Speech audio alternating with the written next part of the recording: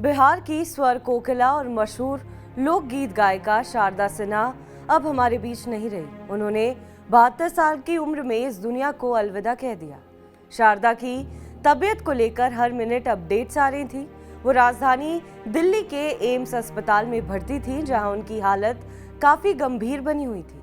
सोमवार यानी 4 नवंबर को दोपहर के समय उनकी तबीयत ज्यादा खराब हो गई थी, जिसके बाद डॉक्टरों ने उन्हें वेंटिलेटर पर शिफ्ट कर दिया था। इसके बाद से उनके फैंस उनकी सलामती की दुआ कर रहे थे।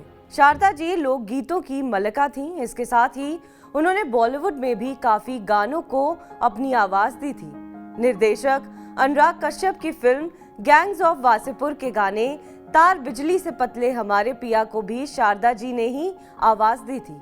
असल में ये एक नकटा है। नकटा बिहार और पूर्वी उत्तर प्रदेश में शादियों में गाए जाने वाले लोक गीतों में से एक है, जिसमें दुल्हन को उसके पति की किसी बात को लेकर छेड़ा जाता है या फिर दुल्हन अपने ससुराल के लोगों को अपने पति को लेकर शिकायत करती है। तार बिजली से पतले हमारे पिया एक खास तरह का गाना था, जिसके लिए एक ऐसी आवाज चाहिए थी जिसको सुनते ही मिट्टी की खुशबू आती हो। शारदा जी की आवाज में भी वही खुशबू थी जिसकी फिल्म के मेकर्स को तलाश थी। फिल्म गैंग्स ऑफ वासेपुर में ये गाना एक पॉलिटिकल सटायर के तौर पर इस्तेमाल किया गया था। वैसे तो इस फिल्म के बनने की सारी ही बातें दिलचस्प थी, लेकिन खास तौर पर इस गाने और शारदा जी के इसको अपनी आवाज देने की कहानी भी काफी हटके है। ये गाना फिल्म में नवाजुद्दीन सिद्दीकी और हुमा कुरैशी पर फिल्माया गया है। इस फिल्म का म्यूजिक काफी अनयूजुअल था और ऐसे में इस गाने का सीन में आना अपने आप में फिल्म को एक नया स्तर देता है।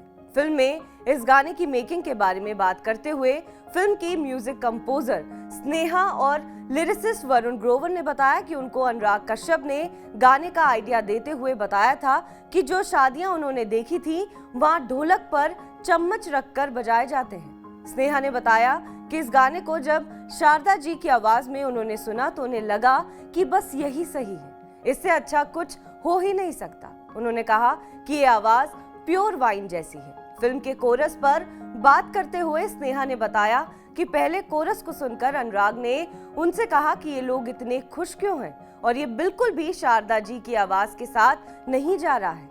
ऐसे में कोरस को चेंज किया गया। इसके बाद स्टूडियो के पास एक मंदिर से कुछ भजन गाने वाली महिलाओं को बुलाया गया। ये कोई प्रोफेशनल सिंगर्स नहीं थी, बल्कि आमतौर पर भजन गाने वाली घरेलू महिलाएं थी, लेकिन इन महिलाओं से इस गाने का कोरस गवाया गया। स्नेहा आगे बताती हैं कि क्योंकि ये प्रोफेशनल सिंगर्स नहीं थी, इसलिए कई जगह उनकी आवाज की सिंक्रोनाइजिंग नहीं हो पा रही थी। साथ ही उनकी चूड़ियों की आवाज भी उसमें आ रही थी। इस गाने को वही फील दिया गया। शारदा जी की आवाज ने इस गाने को एक नया मुकाम दे दिया और आज भी याद किया जाता है।